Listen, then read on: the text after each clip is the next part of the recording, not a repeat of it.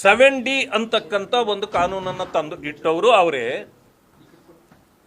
ನಾವು 7D ತೆಗಿಬೇಕು, ಯಾಕೆಂತಂದರೆ ಆ 7D ತಳಗಡೆ ವೆಚ್ಚವಾಗದೆ ಉಳಿದಿರ್ತಕ್ಕಂಥ ಹಣ ಬೇರೆ ಖಾತೆಗಳಿಗೆ ಅದನ್ನು ಕೊಟ್ಟು ವೆಚ್ಚ ಮಾಡಬಹುದು ಅಂತ ಇತ್ತು.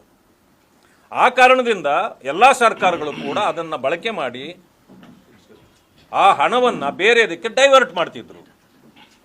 ಇದಾಗಬಾರ್ದು ಅನ್ನೋ ಕಾರಣಕ್ಕೆ ನಾವು ಹೋರಾಟ ಮಾಡಬೇಕು ಅಂತ ಮಾಡಿದ್ವಿ. ನಮ್ಮ ಸರ್ಕಾರವೇ ತೆಗಿತೇವೆ ಅಂತ ಹೇಳಿದ್ವಿ. ಆದರೆ ಕಾಂಗ್ರೆಸ್ ಸರ್ಕಾರನೇ ತೆಗೆದಿದೆ, ಅದು ಸಂತೋಷ. 7C ತಳಗಡೆ ಈ ಹಣವನ್ನು ಅಸೆಟ್ ಕ್ರಿಯೇಷನ್ ಮಾಡಬೇಕು. ಅಂದರೆ ಅರ್ಥ, ಈ ಸಮುದಾಯಗಳಿಗೆ ಮನೆ ಕಟ್ಟಿ ಕೊಡಬೇಕು, ಅಸೆಟ್ ಕ್ರಿಯೇಟ್ ಆಗುತ್ತೆ. ಭೂಮಿ ಇಲ್ಲದವರಿಗೆ ಭೂಮಿಯನ್ನು ಕೊಡಬೇಕು, ಅಸೆಟ್ ಕ್ರಿಯೇಟ್ ಆಗುತ್ತೆ. ಭೂಮಿ ಉಳ್ಳವರಿಗೆ ಅಥವಾ ಭೂಮಿ ನೀವು ಕೊಟ್ಟವರಿಗೆ ಗಂಗಾ ಕಲ್ಯಾಣ ಯೋಜನೆಯಲ್ಲಿ ಅವರಿಗೆ ನೀವು ಬೋರ್ವೆಲ್ ಹಾಕ್ಕೊಡ್ಬೇಕು, ಅಸೆಟ್ ಕ್ರಿಯೇಟ್ ಆಗುತ್ತೆ.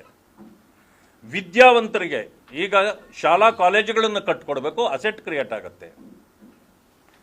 ಅದಾದ ಮೇಲೆ ಅವರಿಗೆ ಫೀಸು ಅದೆಲ್ಲ ಕೊಟ್ಟು ವಿದ್ಯೆ ಕೊಟ್ಟರೆ ವಿದ್ಯೆ ಆಲ್ಸೋ ಎ ಅಸೆಟ್. ಯಾಕಂದರೆ ವಿದ್ಯಾವಂತನಾದವನು ಅವನು ಕೆಲಸಕ್ಕೆ ಸೇರ್ತಾನೆ, ಅವನ ಜೀವನವನ್ನು ಅವನೇ ಮಾಡ್ತಾನೆ. ಇದೆಲ್ಲ ಅಸೆಟ್ ಕ್ರಿಯೇಷನ್. ಜೊತೆಗೆ ಸೆಲ್ಫ್ ಎಂಪ್ಲಾಯ್ಮೆಂಟ್ ಕೊಡಬೇಕು. ಸೆಲ್ಫ್ ಎಂಪ್ಲಾಯ್ಮೆಂಟ್ ಸಿಕ್ಕಿದ್ರೆ ಕೆಲಸ ಸಿಕ್ಕದೇ ಇದ್ದವನು ಕೂಡ ಒಂದು ಕಾರು, ಯಾರೋ ಎಷ್ಟೋ ಜನರಿಗೆ ಕಾರು ಕೊಡ್ತಿದ್ವಿ ಮೊದಲು. ಅಥವಾ ಅವನೇನಾದರೂ ವ್ಯಾಪಾರ ಮಾಡಿದರೆ ವ್ಯಾಪಾರಕ್ಕೆ ಸರಿಯಾದ ಅವರಿಗೆ ಹಣ ಕೊಡ್ತಿದ್ರು. ರೈತರಿಗೆ ಟ್ರ್ಯಾಕ್ಟರ್ ಕೊಡಿಸ್ತಿದ್ರು, ಕಾರು ಕೊಡ್ತಿದ್ರು.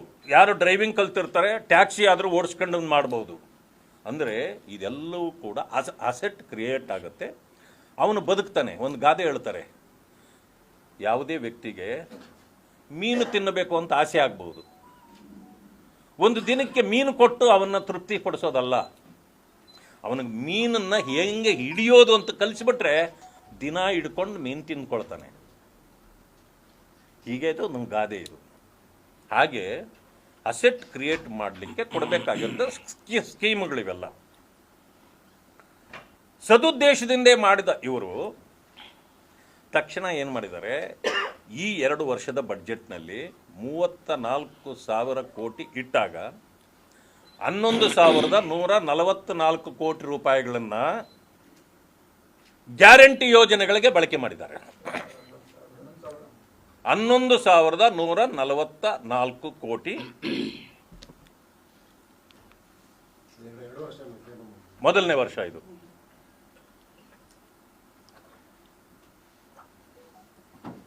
ಎರಡನೇ ವರ್ಷದಲ್ಲಿ 14,282 ಕೋಟಿ. 14,282 ಕೋಟಿ.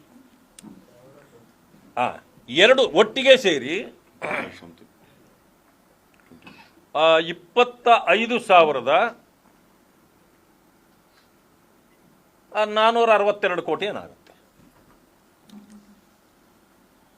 ಅಂದರೆ 25,500 ರೌಂಡ್ ಫಿಗರ್ ಅಂತ ಇಟ್ಕೊಂಡು ನೀವು ಯೋಚನೆ ಮಾಡಿ. ಇಷ್ಟೆಲ್ಲ ಬಡವರು ಪಾಪ ಹಿಂದುಳಿದಿದ್ದಾರೆ, ಅವರ ಉದ್ಧಾರ ಮಾಡಬೇಕು ಅಂತ ಹೇಳ್ತಕ್ಕಂಥ ಒಂದು ಸರ್ಕಾರ ಆ ಜನರಿಗೆ 25,000 ಕೋಟಿಯನ್ನು ಅವರ ಅಸೆಟ್ ಕ್ರಿಯೇಟ್ ಮಾಡಿಕೊಟ್ಟಿದ್ದರೆ ಅವರ ಬದುಕು ಹಸನಾಗುತ್ತಾ ಇಲ್ವಾ? ಇದನ್ನು ತಾವು ಯೋಚನೆ ಮಾಡಿ. ಆದರೆ ನೀವೇನು ಮಾಡಿದ್ರಿ ಅಂದರೆ 25,000 ಕೋಟಿಯನ್ನು ನೀವು ಗ್ಯಾರಂಟಿ ಕೊಡ್ತೀರಲ್ಲ, ಅದಕ್ಕೆ ಇದನ್ನು ಬಳಕೆ ಮಾಡಿದಿರಿ.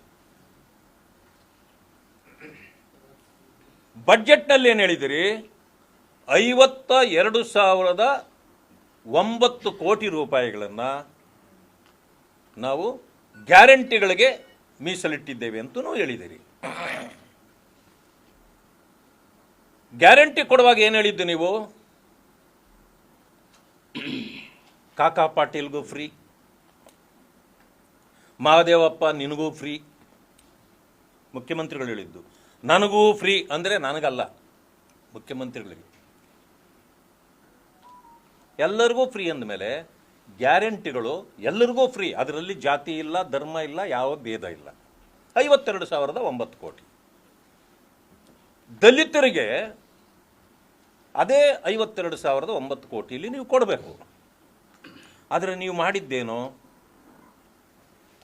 ಈ ಖಜಾನೆ ಹಣ ಏನಿಟ್ಟಿದ್ದೀರೋ ಅದನ್ನು ದಲಿತರಿಗೆ ಕೊಡಲಿಲ್ಲ.